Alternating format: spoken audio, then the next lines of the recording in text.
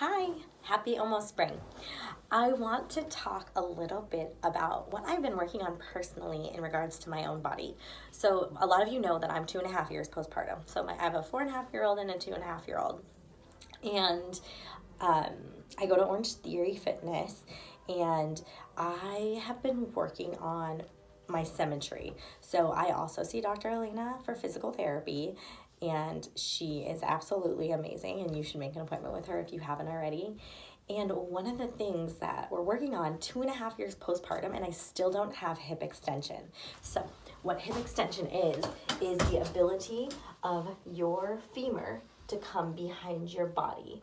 And so in order to have that motion, you have to have an opened up front of the hip. So you have to be able to stretch your hip flexors, and in order to maintain that and use your glute so it's nice and strong and can actually get benefit from all the nice exercise that you do, you have to have your lower abdominals be able to stay engaged as your femur goes behind your body. So it's easy for me to just tell you to stretch and stretch and stretch your hip flexors, but at the end of the day, it might take more work than that. So one of the things that postpartum women really deal with, and apparently until 2.5 years postpartum, is lacking hip extension.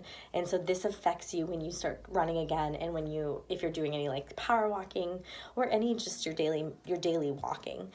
So hip extension is really important, because then if you don't have hip extension, your butt can't fire. And your glutes are some of the biggest force absorbers in your body. So when we talk about taking the pressure off of your joints, your butt and your pelvic floor, your lower abdominals, and also your lats, they kind of make this beautiful core canister that really help take the pressure off the rest of your joints.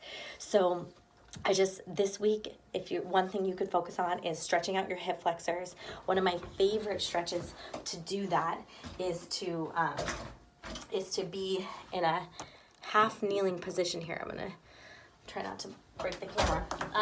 But you're in a half kneeling position, keeping your lower abs nice and tight, and then you're just lunging forward to whatever degree you can. I actually have a really nice stretch through here, and so I don't even need to go further. I could just hang out here for a minute or two and help open up the front of my hip.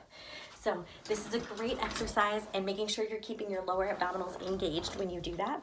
So that's a great exercise to focus on for the week. All right, take care, guys.